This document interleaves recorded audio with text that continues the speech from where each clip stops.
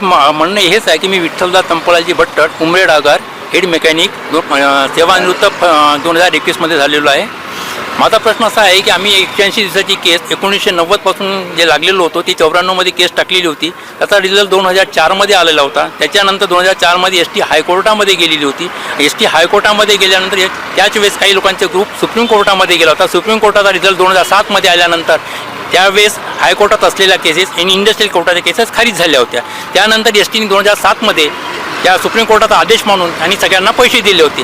2015मध्ये STने स्वतःचा वैयक्तिक आदेश काढून कुठल्याही कोर्टाला न विचारता किंवा स्वतःचा कुठलीही चोकाज नोटीस न देता कुठलाही कारण मीमांसा पत्र न देता त्याने स्वतःहून त्यांनी पे रिवाईजचा ऑर्डर दिला. त्याच्यामुळे लोकांचा पगार कमी होत होता. त्या अनुषंगाने आम्ही कामगारांनी 2015मध्ये केस टाकली इंडस्ट्रियल कोर्टामध्ये. त्याचा रिझल्ट 2018मध्ये आला. 2018मध्ये आल्यानंतर STचं समाधान झालेलं नाही. त्याच्यानंतर ST परत हायकोर्टामध्ये गेली, उच्च न्यायालयामध्ये गेली. त्याचा रिझल्ट 2019ला उच्च न्यायालयात गेली. 2019चा रिझल्ट 10 ऑगस्ट 2023ला उच्च न्यायालयाचा निकाल कामगाराच्या बाजूनी आला. त्यावेळी ST प्रशासनाचं समाधान झालेलं नाही. या पिरियडमध्ये आम्ही माननीय व्यवस्थापकीय संचालक तसेच चेअरमनसुद्धा जे त्यांना आम्ही 2-3दा प्रत्यक्ष मुंबईला जाऊन भेटी दिलेल्या होत्या आणि त्यांच्याशी पत्रव्यवहार केला. तरी पण त्यांनी त्याच्यावरती कुठलीच दखल घेतलेली नाही. त्या अनुषंगाने त्यांना आम्ही एकच विचारलं की आमचं कामगाराचं देणं आहे आणि कर्मचाऱ्याचं जे देणं आहे फार कमी आहे आणि कोर्टावरचा खर्च जास्त आहे. तरी त्यांनी ते ॲक्सेप्ट केलं नाही आणि त्यांचे विधी सल्लागार यांच्या आदेशानुसार त्यांनी सुप्रीम कोर्टामध्ये केस दाखल केली.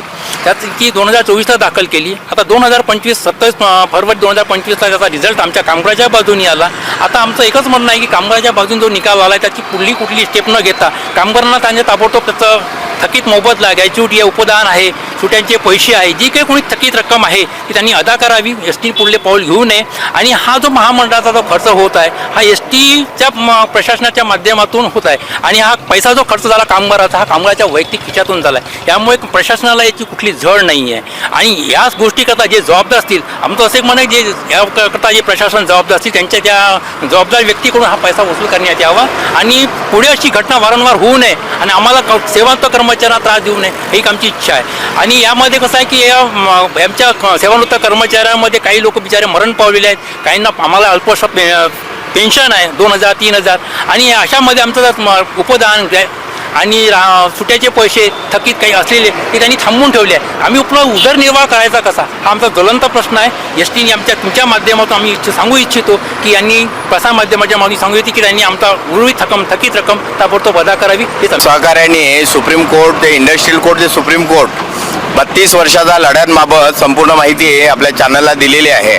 माझी अशी विनंती आहे की सुप्रीम कोर्टाचा जो निर्णय आता लागलेला आहे अलीकडेच या निर्णयाची त्वरित अंमलबजावणी करावी अशी विनंती आमचे व्यवस्थापकीय संचालक अध्यक्ष साहेब महामंडळाचे संजय शेट्टीजी, त्यानंतर दोन्ही उपमुख्यमंत्री, मुख्यमंत्री या सगळ्यांना आणि परिवहन मंत्री विशेष करून आमचे कुटुंब प्रमुख आहे श्री सरनाईकजी यांनी या निर्णयाची त्वरित अंमलबजावणी करावी व सेवानिवृत्त कर्मचारी जे आहेत यांना न्याय द्यावा एवढीच या आपल्या